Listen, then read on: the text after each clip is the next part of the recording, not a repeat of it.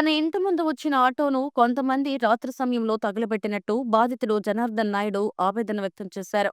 Kuppam Kothapeta 13వ ward సంపంగి నగర్లో నివాసముంటున్న బాధితుడు ఆటో తోలుతూ జీవనం సాగిస్తున్నాడు. కాగా తన కుటుంబ పోషణకు ఆధారమైన ఆటోను దక్షిణ చేయడంపై తీవ్ర ఆగ్రహం వ్యక్తం చేశాడు.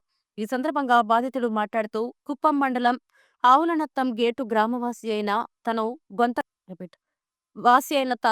గత కొంతకాలంగా కుప్పం పట్టణం కొత్తపేట సంపంగి నగర్లో బాడుగ ఇంటిలో నివాసం ఉంటున్నట్టు తెలిపారు. తనకు జీవనోపాధి లేకపోవడంతో ఆటో నడపడం తెలిసిన అతను వేరొకరి ఆటోను అద్దెకు తీసుకుని నడుపుతూ ఆటోకి అద్దె చెల్లించి తన కుటుంబాన్ని పోషించుకుంటున్నట్టు తెలిపారు.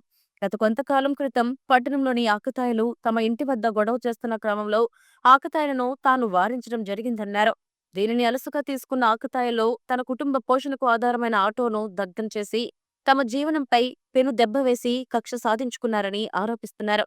ఈ విషయంపై పట్టణ పోలీసులకు ఫిర్యాదు చేశారని, పోలీసులే తనకు న్యాయం చేయాలని ఈ సందర్భంగా బాధితుడు కోరారు. నా సొంతూరు ఆవులనత్తం గేటు. నేను ఇక్కడ బాడిక్కుంటా సంపంగి నగరు. నేను 11 గంటల రాత్రికి ఇక్కడ ఆటో నిలిపేసి ఇంటికి వెళ్ళి నిద్రపోయినాను. ఒక 2 నుంచి 3 గంటల సమయంలో లేచి చూస్తే బాత్రూమ్ పోయేటప్పుడు అగ్గి మండుతూ ఉండే. వచ్చి ఆర్పేసి అప్పుడే నేను పోలీస్ స్టేషన్కి పోయి సార్ వాళ్ళకి చెప్పి తోరుకొచ్చిన అని చెప్పినాను. ముందు మా ఇంటి పైన దాడి రాళ్ళు కూడా వేసినారు. ఆ పిల్లోళ్ళ పేర్లంతా నా దగ్గర ఉంది.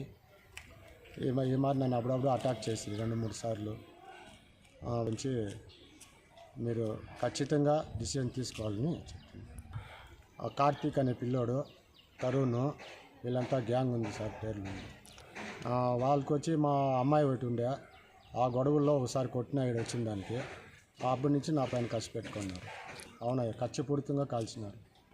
దీనిపై పోలీస్ సారాలు తగు చర్యలు తీసుకొని నాకు బీదోనికి న్యాయం చేయాలని కోరుకుంటాను.